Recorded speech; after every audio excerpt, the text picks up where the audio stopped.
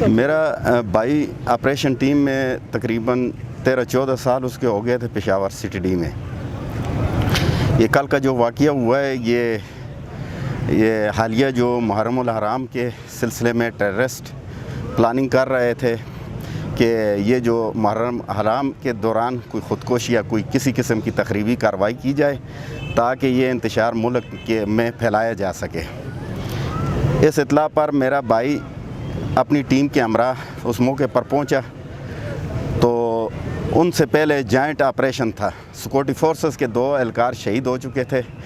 میرے بھائی نے بھی کمان سنبھالی اور جو موسٹ وانٹڈ ٹیررسٹ ہے جس میں سے وہ جس کی 60 لاکھ روپے جس کی ایڈ منی تھی ان کو مار دیا، عبدالرحیم کو، ساتھ میں اس کے 2 اور ساتھی کو بھی مار دیا، جس کو سینے پر 2 گولیاں لگی ہیں، ایک سینے پر اور ایک ناف کی جگہ پر۔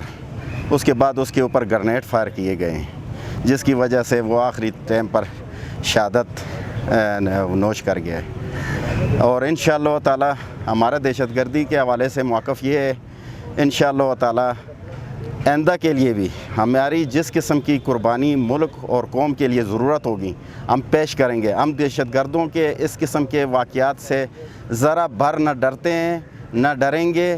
انشاءاللہ جب تک ہم زندہ ہیں ہماری قوم کو کسی قسم کی بھی کسی پریشانی کی ضرورت نہیں ہے۔ ہم سرحدوں پر ان کا پہرا دے رہے ہیں، ان کی جان، مال اور عزت اور آبرو کی حفاظت کریں گے انشاءاللہ۔